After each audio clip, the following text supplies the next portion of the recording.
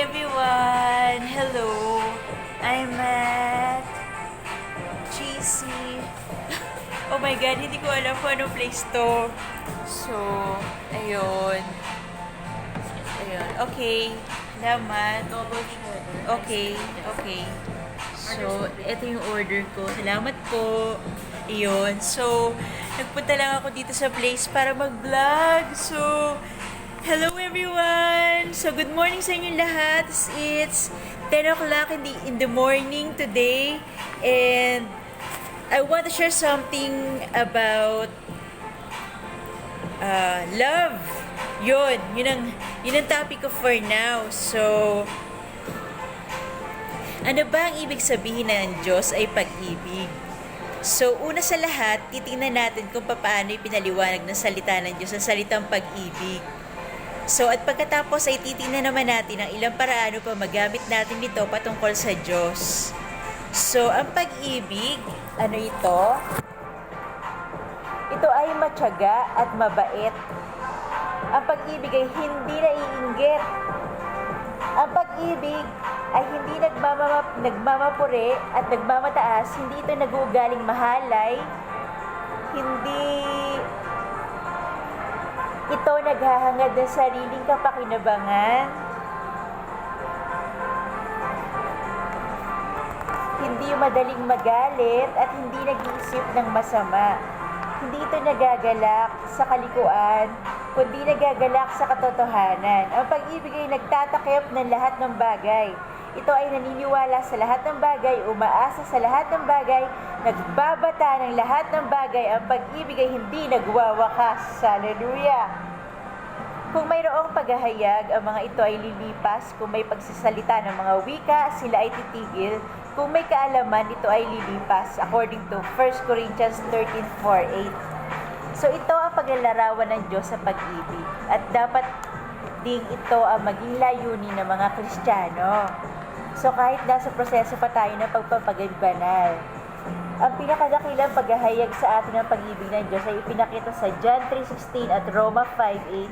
Ito ay sapagkat sa ganitong paraan, iniibig ng Diyos ng sanlibutan, kaya ipinagkaloob niya ang kanyang bugtong na anak, upang ang sino man sumampalataya sa kanya ay hindi mapahama, kundi magkaroon ng buhay na walang hanggan.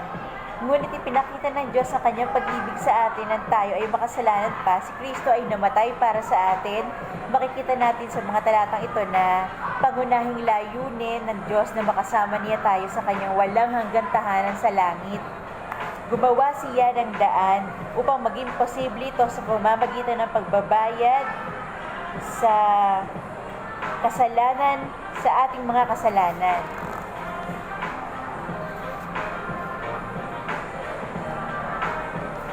Okay guys? So, mahal tayo ng Diyos at ito ay ayon sa kanyang kagustuhan. Sabi sa Oseas 11 verse 8, nagtatalo ang loob ko at nananaig sa aking puso, sabi ng Diyos, ang malasakit at awa. Ang pag-ibig ay nagpapatawad. Kung iahayag natin ang ating mga kasalanan, siya ay matapat at matuwid na magpapatawad at maglilinis sa atin sa lahat ng ating kalikuan, according to 1 John 1:9. Ang pag-ibig ay hindi ipinagpipilitan ng sarili sa sino man. Yaong mga lumalapit sa kanya ay ginagawa bilang pagtugon sa kanyang pag-ibig. Ang pag-ibig ay nagpapakita ng kagandahang loob sa lahat. Ang pag-ibig ay gumagawa ng kabutihan sa lahat ng walang kinikilingan. Ang pag-ibig ay hindi nagnanasa sa mga bagay na pagmamayari ng iba, namumuhay ng simple at hindi nagrereklamo. Ang pag-ibig ay hindi nagyayabang kahit na madali niyang magapi ang sino man. Ang umiibig ay hindi sapilitan ng pagsunod. Ang Panginoong Hesus ay hindi sapilitang sumunod sa kanyang Ama. Bagkus buong puso siyang tumalima sa kalooban ng kanyang Ama sa langit. According to John 14:31, sinabi ko ito sa inyo, sabi ni Jesus, upang malaman ng sangkatauhan na iniibig ko ang Ama. Malalaman nila na kung papaano ako inutusan ng Ama, ganoon ang ginagawa ko. Ang pag-ibig ay palaging inuuna ang kapakanan ng iba.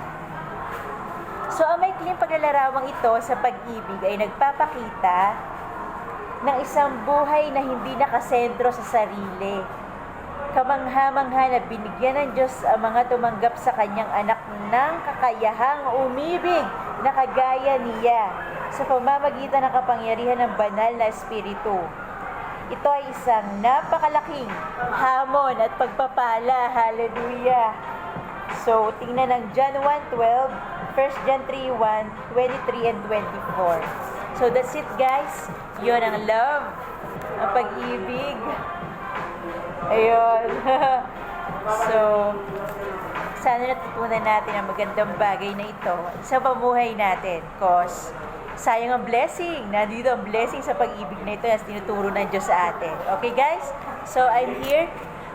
Kumakain na ako. Ay, kakain na pala ako, sorry. And, kakain na ako ng cheesy bowl. And, yun.